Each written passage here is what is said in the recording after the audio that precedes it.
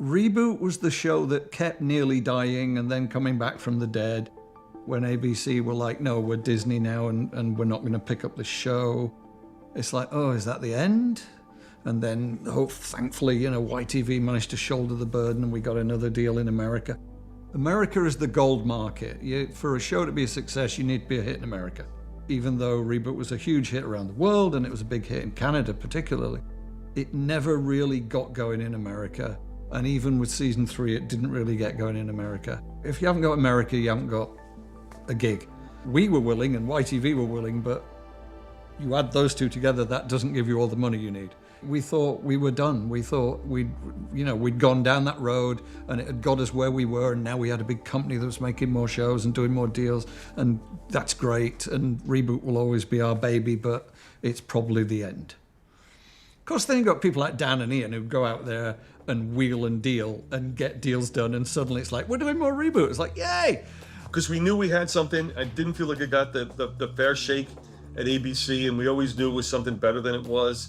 And we had this success in Canada, and I couldn't understand why it wasn't successful. And we brought it to Cartoon Network, and it hit. And it was and the Cartoon Network people were great as well. They were wonderful. They were supportive. Yeah. It was part of the Toonami block. It had it had the support of like shows, so it was protected. Megabyte will pay for this. Welcome to their world. ReBoot today at 4:30. Part of the deal was we sold them at a discount. We sold them seasons 1 to 3, so they could show them just in continuous loop every day, an episode a day, on the basis that they'd pick up a season 4. Okay, so we'll have ReBoot on every day, and then on Friday night or Saturday night, we'll have the new episode. They got very excited about that deal, as did the toy sellers, as did the toy manufacturers. And that's how the big sweet deal, the glorious, oh my God, are we finally going to break through in America, came about. Because we were going to be in heavy rotation with a massive toy line in Toys R Us and Walmart, and it's going to be awesome. I felt it was finally got the recognition it deserved. And not only that, but it also brought a cred to the studio like nobody's business. We were able to turn mainframe into the first stop for everybody who wanted anything being done in computer animation, which was, if you go back 3 years prior to that, we were out there pitching computer animation to everybody who didn't believe it was a viable option. Yeah. We were doing Barbie and Action Man at the same time. We had to basically put them on different floors because one was Mattel and one was Hasbro, and we had to put special locks on the door so the Hasbro people couldn't see the Mattel stuff and the Mattel people couldn't see the Hasbro stuff. And we couldn't share teams. They had to be teams basically built out for each one. Yeah. But to be able to have Hasbro Mattel in the same building is unbelievable. It's unbelievable because they didn't want to take it anywhere else. They wanted to take it to us. It was product rather than art, whereas ReBoot, I believe, was more art and more from the heart. It was their baby. It was our own IP, so we wanted to do the best that we could on it. I mean, not that we didn't do our best on the other projects, but I think we felt that affinity towards this more than, say, a Mattel property. There was this gap where it looked like season 4 was never gonna happen. So there wasn't these stories that I felt like I could be a part of. I was like, I need to go and do something different. When I started, I think there was about 60 people in the company. And when I left I left like April 2000, so I was there for 4 years. There was 450. It was a lot more disconnected from the hub. When you weren't talking to Ian or Gavin or Phil anywhere near as much because they didn't really have their hands in all the shows. So it's like Phil was overlooking Action Man and Gavin was doing something else. I kept mentioning, I think either at lunch or out for drinks to like Phil or Glenn Griffiths, like, when are you guys gonna do another reboot, right? Because I felt like I wanted to do more reboot because I was done doing toy commercials. Like, let's do our own IP, guys. And then they were like, who told you that we're gonna do reboot again? I guess they were talking about it, right? And they were wondering if it had gotten out. So yeah, I got pulled up to Ian's office one day and told that, yeah, you can do the new reboot coming up, right? And I remember talk about season 4. God, they'd wanted to do it for so long. and finally we're going to do it. Mainframe was the first job that I had. I remember telling some of my friends that yeah, Reboot's coming back, season 4, and I'm going to be leading the character modeling aspect of it. I wasn't the only lead modeler, but I was handling all the characters. So they had started asking me to do some concept drawings. Hexadecimal in her new outfit, the White Queen. Hexadecimal. I also had a hand in building Damon and Dakin, and you can kind of see the quality upgrade. That was Brendan's dream. Oh. I'm not joking. Yeah. He said he had a dream about a virus waking up and going, I'm not a virus, I'm a time. And I went, what the f does that mean? And he went, I don't know, I just had a dream. And that's where it comes from. Huh? Because he used to say things, and you just used to look at him going, you're insane. Yeah. He woke up and he just went, I'm not a virus, I'm a time. And it was like, what am I going to do with this, Brendan? Yeah. Mega truck all over again, yeah. Up there is a piece of Dean Ormstrom art. It was from his portfolio. We were working together with him on developing a show called Dot Spots. And Ian and I were just going through his portfolio, looking at his work. And it was the time when we were trying to work out exactly what Damon was going to be like. And everybody was expecting Damon to be some monstrous beast with talons and claws and stuff like that. We even have Mike the TV reference that in the show. Where are the talons and the teeth and the spiky things? You're a little small for a super virus, aren't you? And when we saw this picture from Dean's portfolio of this little delicate girl in a giant suit of armor, it sort of set the wheels turning. And we started thinking about it, and that's when we ended up with Damon being this delicate little girl in delicate little armor, and, you know, the complete opposite of what everybody was expecting. She was like a Joan of Arc sort of character. That's how she was explained to me. Like meek, but incredibly powerful, and could kill Megabyte or anything. How do you deal with that? I think that was one of the things that was quite intriguing about it. Get away from my sprite!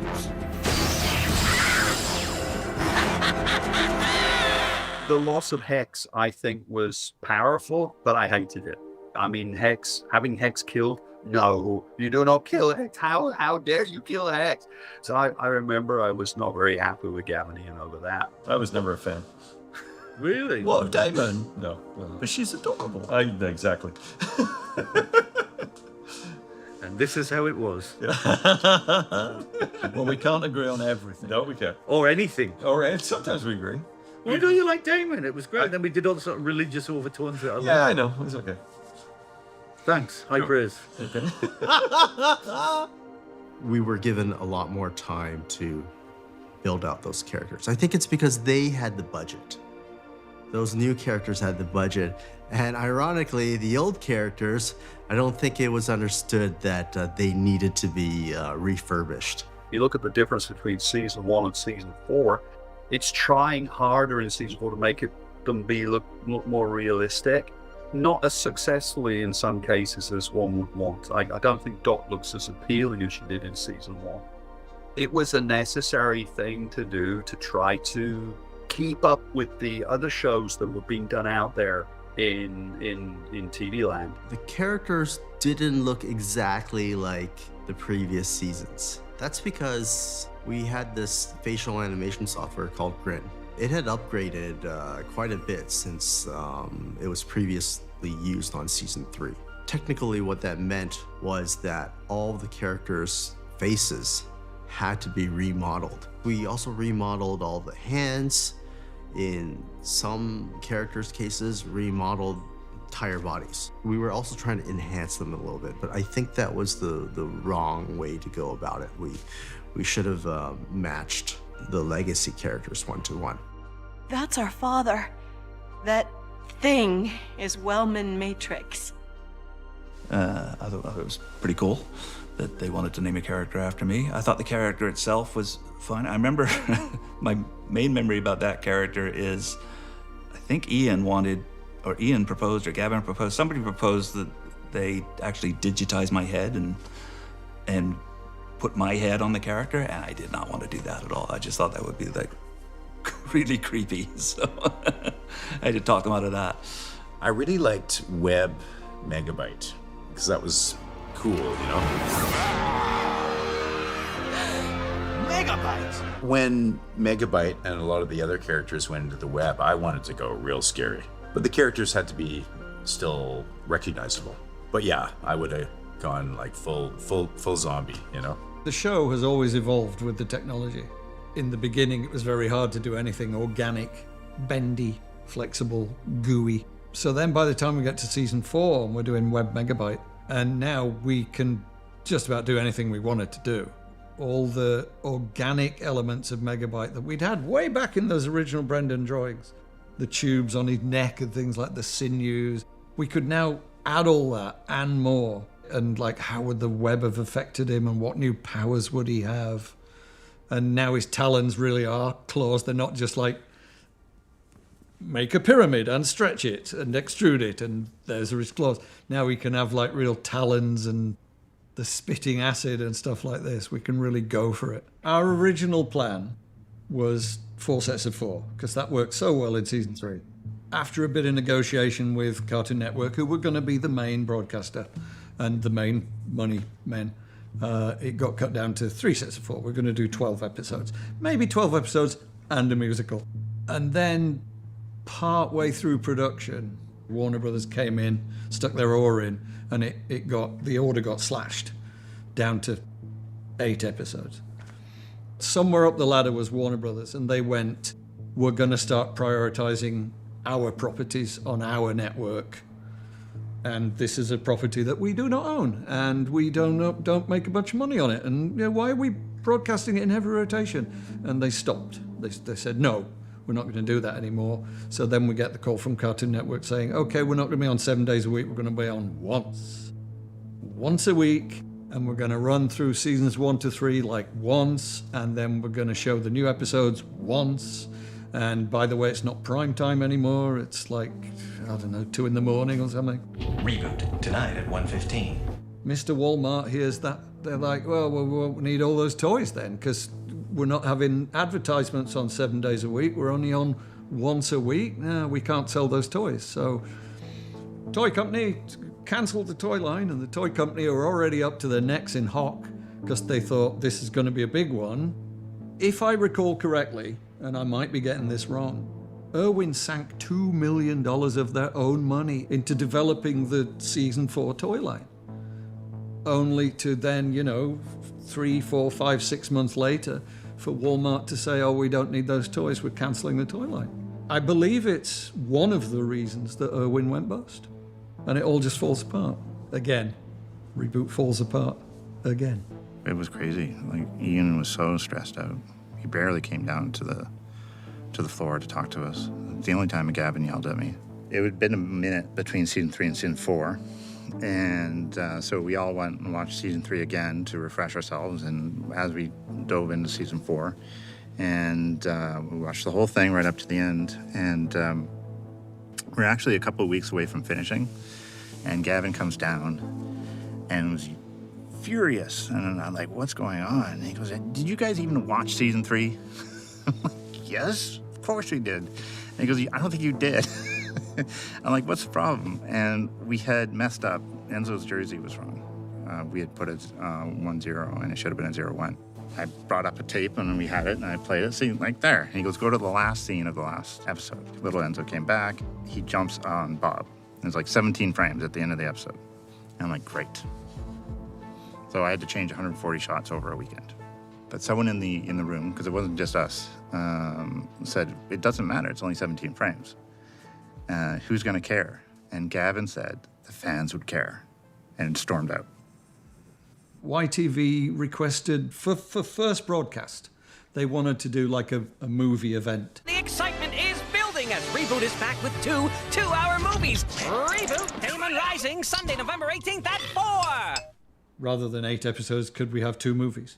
We tried to write them so they worked as individual episodes, but also bolted together as a movie. I don't know if we were entirely successful in that. I still prefer the episodic format.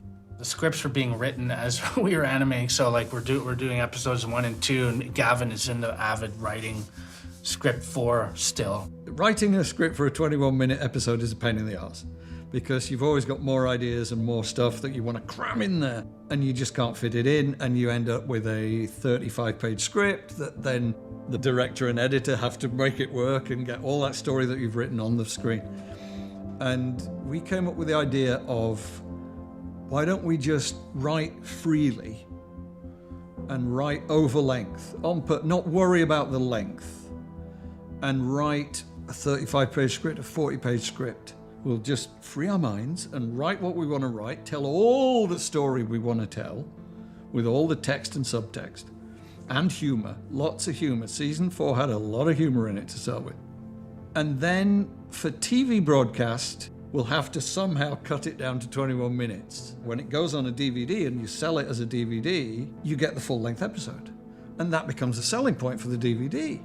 Because it's like, now with added footage, there really would be added footage. You'd get 40-minute, 35-minute episodes where all you'd seen up to now was 21 minutes. Yay, this is great. This is a win-win. Everybody's going to love this. And we all thought it was a fantastic idea. So Ian and I and the other writers, we wrote freely and we wrote longer scripts. Production started on the first 4, and pre-production started on the second 4. And then it all went to hell with the Warner Brothers decision. The overlength DVD idea is a great idea, but we can't do it.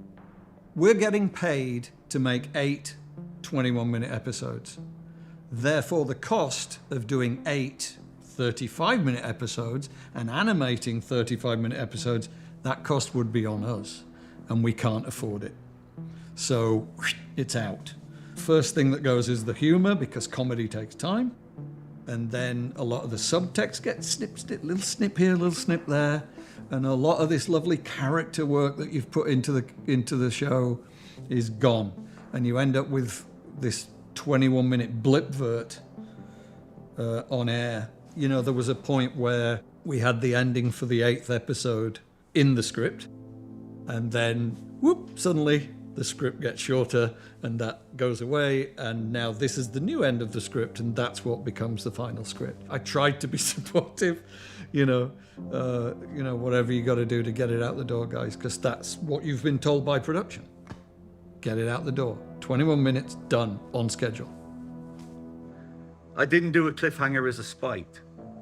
I did a cliffhanger because I thought I could bring it back. It was out of necessity as well. I don't know, we could have written something to That last episode was going to be way too long. Ian and I are writing, and it's like, there's no way we can do all this. We're going to have to pick a point for the new end of the episode. This whole arc is about the return of Megabyte. Isn't it a great ending for Megabyte? And I've seen fans say this in retrospect. Isn't it amazing that Megabyte returns and wins?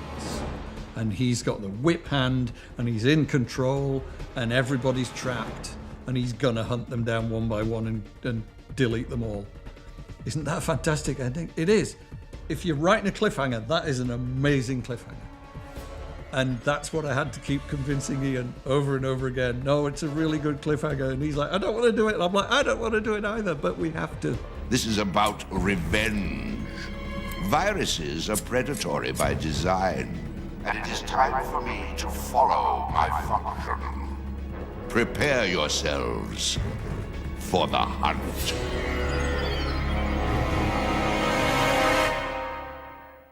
And that's how season 4 ends?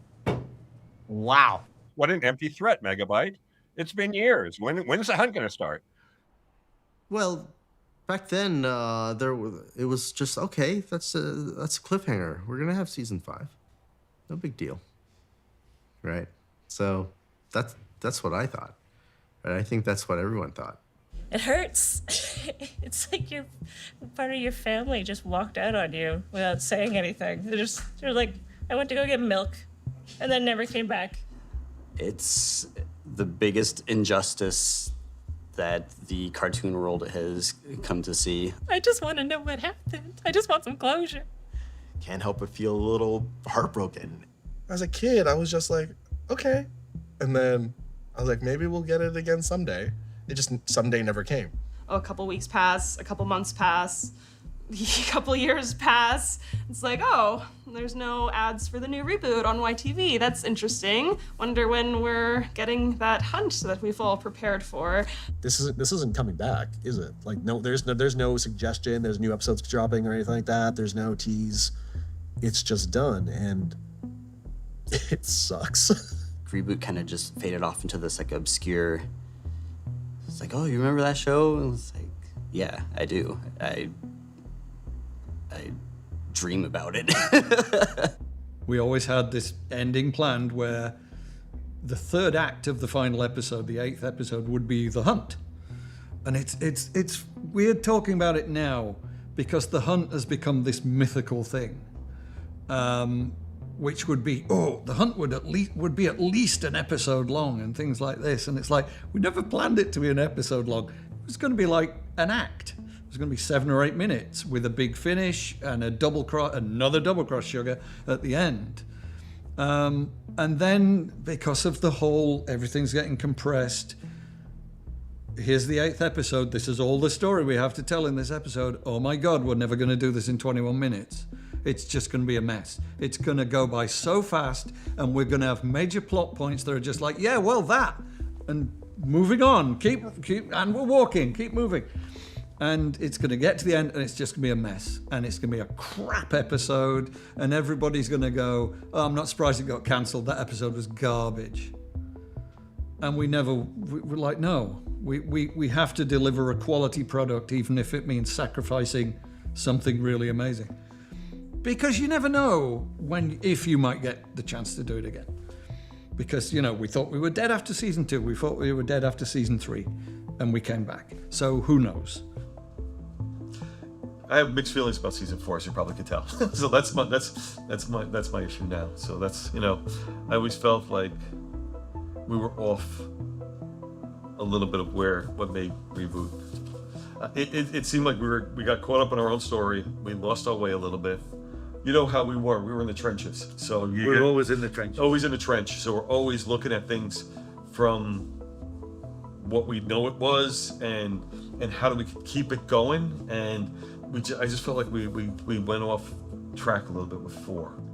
It always feels like the missed opportunity, you know what I mean, of couldn't keep the fire going. Season 3 was so spectacular. I almost forget this is season 4 sometimes. Yeah.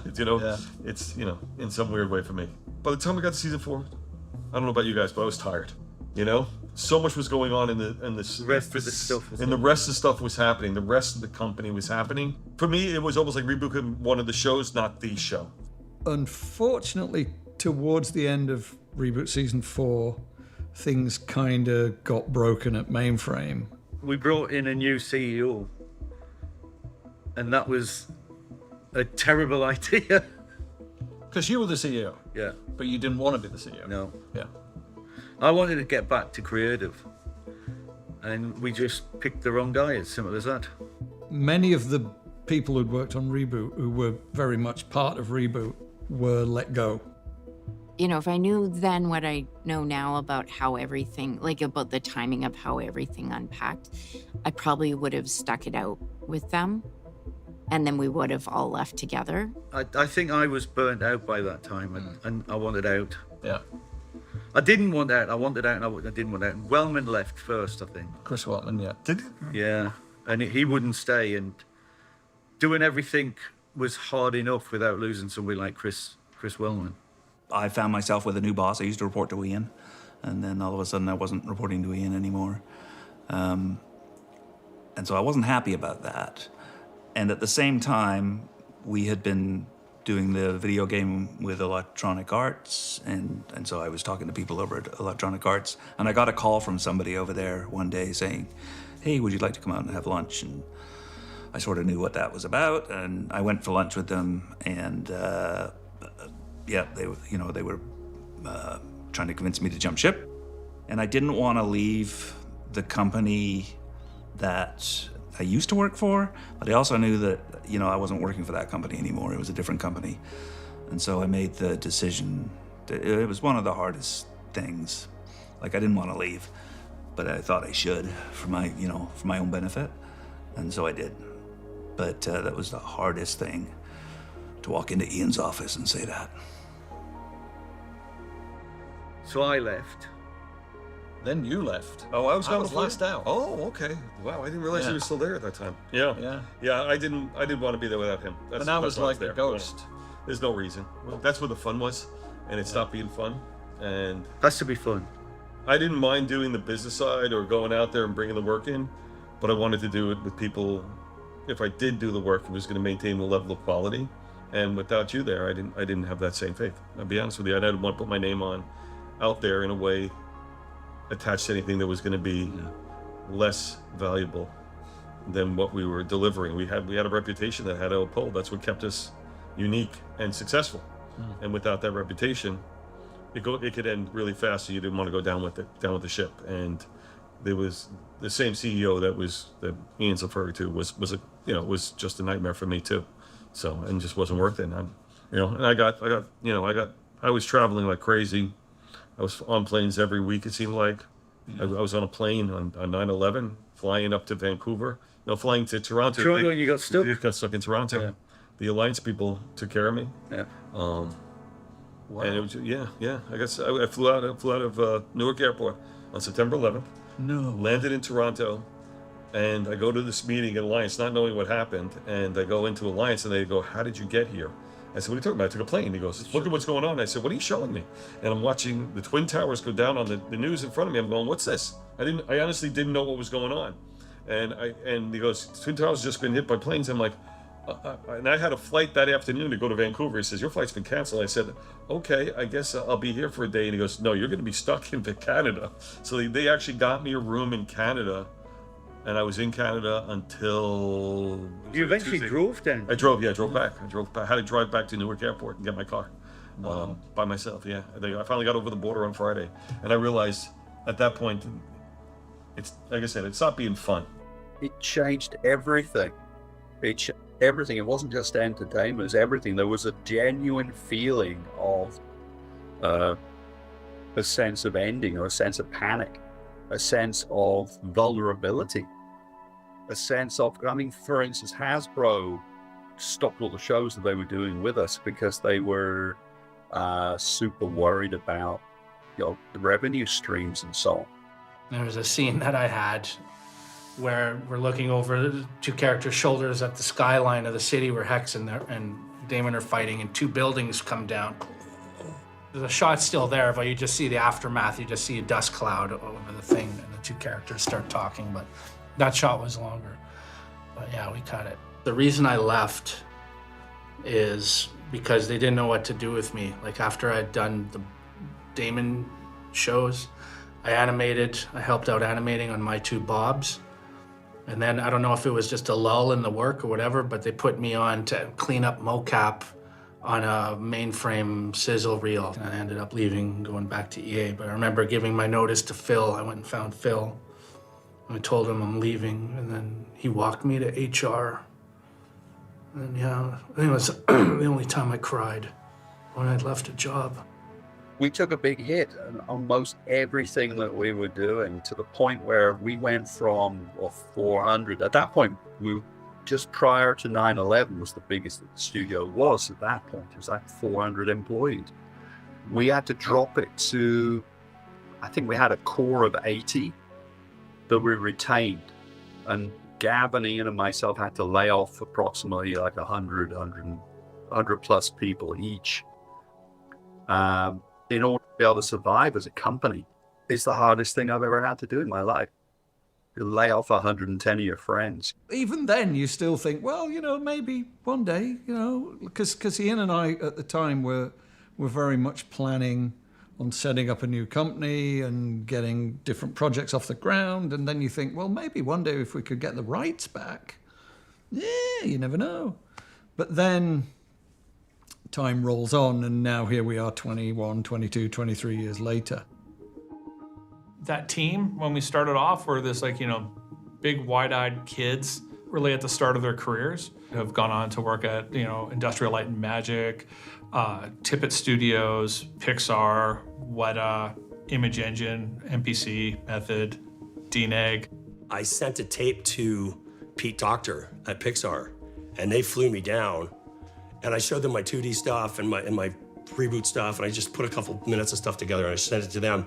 And they flew me down, and they showed me like 10 seconds they had of the Army Man sequence from Toy Story, and they were like, "Do you want to do this?" And I was like, "Yes, I want to do this." So I moved down there and did that. When the guys at Pixar, when I talked to Pete and those guys, and I told them how much footage I was doing every week, they were like, "Wow, this was the first ever CG TV show. Nobody did it anywhere else in the world before this." And I was lucky enough to work on the first movie too. But this is just as cool. I mean, it's really is just as cool as doing the first movie. And nobody had the guts to try this. I started at Mainframe in the mid-90s as an office production assistant. And when I left in 2009 for my maternity leave, I was Senior VP of Production before I officially joined and partnered in with the team at Atomic. I can tell you a dozen guys that all started as animators and are now running schools and running motion capture studios and have gone into lighting and have gone into modeling and have made careers, right? I went on to teach at Vancouver Film School, and I taught over 550 students over the following 4 years, and a lot of them wound up at Mainframe. And to this day, some of them are still there as directors and all that kind of stuff. I think ReBoot helped put Canada, but especially Vancouver, on the map when it comes to the animation industry. The animation industry in Vancouver at the time was relatively small. And of course it took off, and now it's huge. I think a lot of what Mainframe did had some massive repercussions, bigger perhaps than ReBoot was and Beast Wars was. But they established an industry. But I would argue that what Mainframe was doing was just as important to the TV industry as what Lucasfilm was doing for film. And I don't think anybody would argue any different. I don't think there's any way to argue that. I think in terms of fostering talent in CG animation specifically, and long form animation, I think Mainframe put that on the map in Vancouver and made that a thing. You can feel the legacy of that in the city. The animation talent in this city is out of control. Like yeah, I mean, we've been fortunate enough to be consistently working every day. All we do is cartoons. That's what built this place. We were working on shows previous to Mainframe, but it wasn't the scale and the notoriety. Yeah. It is really, they definitely got the ball rolling. I've worked a lot of places. I've never worked in an environment where everybody cared as much as they did at Mainframe, and that's something. Yep. And the sad part is, even when I was at DC and places like that, I was hoping to instill that same sense of love and appreciation and selflessness is what I described the staff there. Selfless. It was products first before themselves. They gave themselves up for what they were doing. And that level of care showed on the screen. People came to Mainframe because they grew up on Mainframe, they grew up on ReBoot, and they wanted to be part of it. They would rather be part of ReBoot than Star Wars. And I think that's something to be said about what the company was and what it stood for. So the job grew over the 6 years that I was there, creating show posters and swag to give away at conferences, SIGGRAPH and NatP and those other conferences, and people were lining up to drop off their tapes at our booth. Like, we had this giant bin behind the table so that we could put VCR tapes with people's resumes taped to them in. We had to ship it back separately. It was so huge. I was very, very thankful and appreciative of what ReBoot did for the company I was working for. I'm proud of the show hugely, beyond just being the historic factor. It's a good show. It's got great characters, great stories. I still remember how I felt watching it when an episode would finish, how I'd be high for the rest of the day, because I'm just like, it captures you. It's just doing that, getting your audience jazzed like that. That's a gift, and it's not the most regular thing you see. I haven't worked on anything with the amount of creative freedom and the depth of storytelling since. Hearing that people still like ReBoot or still going back and watching it and still enjoying it this many years later is a testament to it, yeah. Like, it doesn't matter what I've worked on Star Wars and stuff like that, but it's the reaction to ReBoot that's always the strongest, which is really interesting. I think the guys that created it were fearless. They weren't trying to do something like someone else. They were going to do what they were going to do. Because they're mavericks, and they really are. And they created a ton of us, or they revealed our maverick spirit, and I think a lot of us kept it. I'd like to see Gavin, Phil, and Ian receive the recognition that everybody thinks they deserve. Because now that I'm a business owner myself, the stress that they must have gone through must have been enormous. They need to be kind of repaid for that and thanked by all the people whose lives they changed for the better and the industry that they created. You know, I mean, the big thing for me about ReBoot is I think it's a shame that it's so undervalued by the animation industry. I mean, the Innovation Award tends to go to Pixar and John Lasseter. But at the same time as he was doing that, Ian Pearson, who I think is the other John Lasseter you've never heard of, the show isn't really acknowledged for its innovation and how forward-looking it was, how much it created ways of doing animation that everybody uses now. I think it was maybe a year after I had worked on season 4, and at the same time, my background as a comic book illustrator, I was already, during my evenings, working on my own comic book and had plans for publishing it. That original poster that I released was the drawing that I had done during my time at Mainframe to pitch the comic book. 10, 15 years ago, there was still some hope that that you could make another series.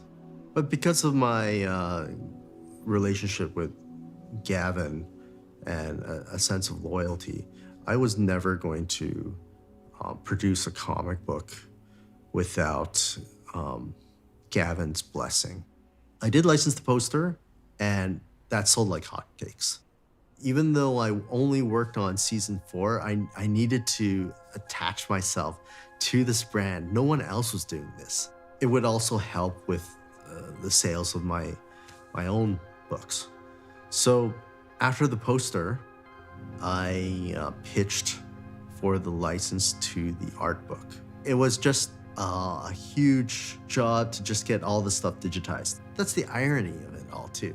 ReBoot being this CG animated, first CG animated series, there's a lot of things on paper that went unarchived. And these amazing drawings, especially coming from Brendan McCarthy, that had never been scanned. It's crazy.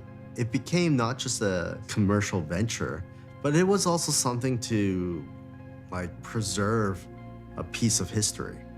I brought Gavin as a guest to Fan Expo in Toronto. I think Gavin was blown away. He had never been to a convention where he was a guest of honor. We had the panel with Gavin. The room was not big enough to hold all the fans. One by one, these cosplayers just kept coming into the room. And it's Bob, everyone. And it's Dot. And even a full life-size Captain Capacitor came in. Yeah, that was actually a very emotional moment. It was just incredible to see. It's probably one of those moments you never forget.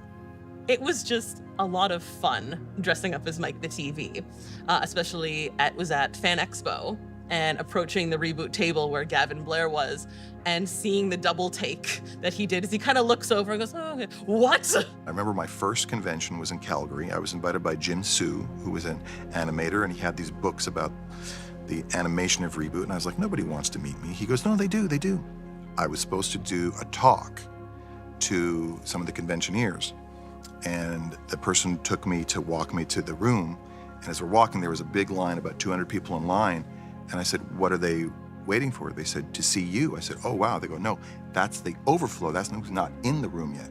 So I go in the room, and there were 500 people in the room, and I was like, wow. And I had prepared a little something to make fun of the opening of the show, and I was going to do kind of a customized I Come From the Net. And I'd asked Jim, I said, do you think they know it? He goes, oh, they might not. I said, okay. So I said, do you guys know the opening of ReBoot? And they said, yes. I said, really? And they said, yeah. I said, go. And I picked up my iPhone, I recorded, and unrehearsed, like the Lord's Prayer, said, I come from the net. Mainframe. I think you could hear my voice choke, and I was like, and I looked at myself, and I was like, I think I almost cried, to be honest with you. And it's something that I never imagined at, 30-something years ago. And that I was like, wow, this touched a generation of especially young Canadians. I had people come up crying because of how impactful the show, and that's the underlying theme through these amazing fans, is just how much it impacted their life, how much the show changed their life, how powerfully profound ReBoot was to them. I was a part of something that changed many people's lives, and I'm eternally grateful for that. I wasn't distraught or anything, because I felt like even if there was a cliffhanger, there was my imagination that could create my own mainframe. I can see a lot of challenges trying to get it, booted back up. Not only are you fighting against 25 years of fan expectations of what they built in their heads, of what it could have been, I think you're also, when you bring something back so far down the line, it's inherently going to be a compromised work, because the thing that made that show special at that time was that it was those people, their victories of what they were slowly achieving over time from a technical perspective, but also narratively, all that kind of thing. That was a moment. If someone were to bring it back and say, hey, we're going to do a new kind of Bob and a new kind of Dot, and I want it to be judged by on its own merits and be its own thing, and not be beholden to the memories of people in their late 30s and 40s. I would want it to be a new thing that can be judged on its own merits. But I'm at peace with that. It's kind of gone, and it's part of the story. So if Gavin, Ian, and Phil were like, yeah, we're gonna do season 5. Hell yeah, let's go watch it. My love is for season 1 and 2, I would say. That's where I really came on board fully, and those are the shows that I love. There's a sort of a naivety to them, and the humor is much more pronounced in those early episodes. We always talked about whether there was room to go and sort of do a binome show, that kind of referenced more of that kind of mood, and let the sort of dark sci-fi journey go on its way with its kind of following, and sort of revert back a little bit. But I don't know, it's all in Ian's head. Yeah, I wish it was able to expand the scope and naturally be able to go to 5, 6, 7 seasons or something like that. All good things must come again. I don't know why they don't redo another one, really do it, and maybe not make it that much more visually sophisticated than what the triumphant achievements of ReBoot started with. I mean, just that round CGI is just eye candy, and it's in its innocence. From a retro revivalism perspective, people would embrace it big time, I think.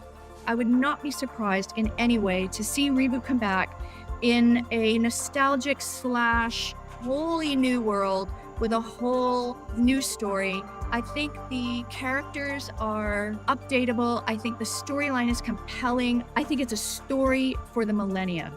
Truthfully, I believe it wasn't necessarily the software that made that show. It really was the stories. Could someone write stories that were as good and as fun as those? Sure, as long as they understood what they were doing. I always thought I could bring it back. You always did. You always did. Yeah. In some ways, I would be really fascinated to have done a season 5, because it needed paying off in some cases. So where does this go now? How does this change now? What happens with mainframe? Does it grow? It's such a bizarre idea, because I think most everyone has become very satisfied with the fact it finished after season 4 with enough loose ends that people still talk about it. The early years at Reboot were like lightning in a bottle, catching lightning in a bottle, and it's really hard to recreate that. And so I think even if you gathered all the same people together again, yeah, everybody's 30 years older, and I think people change and things change. I think it'd be really hard to recreate the feel. I definitely think it could come back, just as long as the right people were involved, because it's very easy for people to cash in on something without really understanding what made it popular in the first place. Such an experienced team of veterans that we could bring on to wrap that up, I think would be a very fun idea. The crew would be inside. Yeah, I think we would have as much fun as we did on the first one, maybe even more. If it's a hypothetical question, I would do it in a second. It'd be fun. It'd be a lot of fun, but we have to get the right people. If it was Phil, Ian, and Gav, yeah, I'd be on board. If it was anybody else, no, thanks. Have the same roots, the same creativity. Yeah. With the modern techniques, because we've got some things that we could now inject into the show that we didn't have. Oh, for sure. I wouldn't think twice about it. That's probably the only thing that would bring me back to episodic television. I'm coming towards the end of my career now, so that would be a hilarious way to end it, actually, just like full circle. I never say never about anything. Hell yeah. 100%. Oh, yeah. No, I totally would. In a minute. I'd do it, yeah. I would say yes. I would listen to the pitch. I would give it some serious consideration. Oh, I'd be awfully tempted, yeah. I'd love to go back to that world. I'd love to, with today's technology and all the knowledge that I have now on how to, like, just the technical nitty-gritty of making cartoons and making films, get another shot at it. And so, yeah, sign me up. I'm certainly a much better artist and writer from my career since Reboot. I have complete confidence that we could do that justice. I would love to work on it. That would be great. I think Gavin and Ian are the keepers of the, like they knew what they wanted to do. So I have a lot of respect for that. It's like, it's their story. They took the show darker, and I'm fine with that. Like, I like dark stories too, but I feel like they should steer that. I still think it would be interesting to dive back into mainframe and make those characters live inside the computers we have now. In a heartbeat. It was fun. I love that show. Absolutely. 100%. Oh yeah, it would be interesting. I think it's a no-brainer. I think it would be amazing if they wanted to bring it back. I think Reboot absolutely would be like perfect for a reboot. It's so weird saying that. It's got the fan base already. Let's get it going. I've worked long enough in the industry that you find shows that parents look forward to turning their kids onto because they loved it so much when they were kids. They want their kids to see it too, and they'll sit down and watch it again. And what a time to do it in. Like, can you imagine what it would look like? I can. It'd be amazing. And they lived and breathed them like in a way that is, you don't ever let those characters go. Yeah, there's always more story. The only way I would do anything on season 5 is if Ian and Gavin were involved. I would never consider doing anything to do with Reboot on my own. That would be suicidal. If you could make a season 5, would you? Yeah. Well, I've got it all in my head. Gavin, what about you? Would you come back for season 5? No, I've retired. He would come back. Yes, he would. You don't know what you're talking about. Can't do it without you. Oh God. See, he's back already. You have to come back. When I said I was retired, you know I was joking, right? That was a joke. I was taking the mickey out of Ian when I said that. Of course I'd love to come back and do more Reboot, but it's a very, very long shot. The rights to the show belong to Mainframe, so it is up to them what happens with it. You know, I can want all I want, and the fans can want all they want, but it's down to Mainframe. Who knows what the future may bring? We made history We did make history. And what we did was remarkable. The journey we've been on from, dire straits, working in the facilities world in London and coming up with a silly idea in a pub and grinding it out and working on not letting, and sometimes it slipped way into the background because we were so busy back then and doing other stuff, but it never died, and we just kept pushing that little snowball till it got bigger and bigger and bigger. We'll go to Canada and, state-of-the-art machinery, and how are we going to get it done? How do we make the characters talk? How do we get the data out of the system? How do we get it on air? That bunch of people coming together, sticking to it and having that dream and that vision, impossible as it seemed, and just creating that show, seeing it on air for the first time and just going, oh my God. In 1994, there was nothing like this. And then suddenly there was, and we did that.